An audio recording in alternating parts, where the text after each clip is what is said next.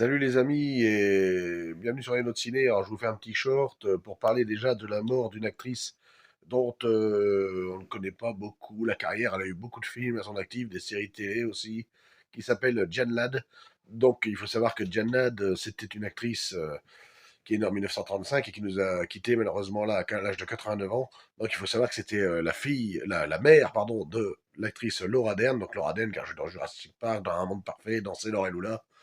Et voilà. Et donc, du coup, elle est décédée à 89 ans. Il faut savoir qu'elle avait joué dans Sailor et Lula, donc avec Nicolas Cage et sa fille Laura Dern. Et là-dedans, Diane Ladd interprétait la mère, justement, de Laura Dern, mais complètement psychopathe, qui essaie de poursuivre le couple formé par Nicolas Cage et Laura Dern. Complètement psychopathe dedans. Faut voir le jeu d'actrice qu'elle a, Diane Ladd, dedans. Elle a aussi joué dans Alice n'est plus ici en 74 de Martin Scorsese.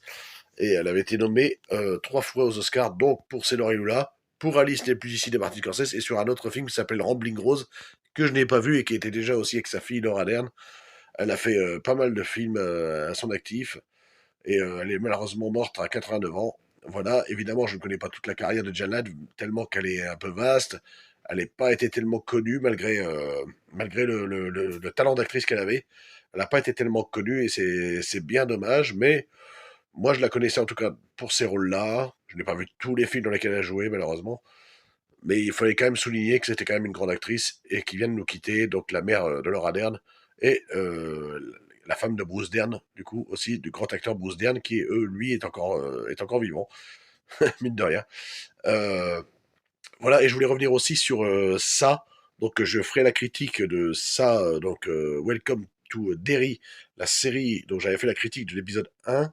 Donc, l'épisode 2 est sorti, je l'ai vu, mais je vais attendre l'épisode 3 pour faire la critique. Je ferai une critique de 2 épisodes à chaque fois, pour que ce soit un peu plus explicite, un peu plus long pour la critique. Voilà. Donc, je ferai le 2 et le 3, ensuite je ferai le 4 et le 5, le 6, 7 et le 8 et le 9. Je pense qu'il y aura 9 épisodes ou 8, je sais plus, enfin bref, on verra. Je ferai les critiques dans cet ordre-là, tous les 2 épisodes. Tout pour l'instant, le deuxième épisode m'a plutôt plu. Ça continue. C'est un peu plus long à arriver, mais je pense qu'on laisse le suspense bien arriver. Je trouve que pour l'instant ça se tient, c'est plutôt pas mal, sachant qu'il paraît qu'ils veulent faire 3 saisons, donc on verra.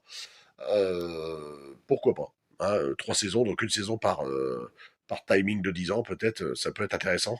Voilà les amis, c'est tout ce que je voulais dire. Donc la disparition de Jen Ladd, grande actrice, un peu méconnue pour moi, je trouve, enfin, qu'elle a été un peu sous-cotée. Et pour les critiques, les prochaines critiques à venir sur ça, Welcome to Derry. Abonnez-vous à la chaîne et revenez me voir pour très bientôt. Salut les amis.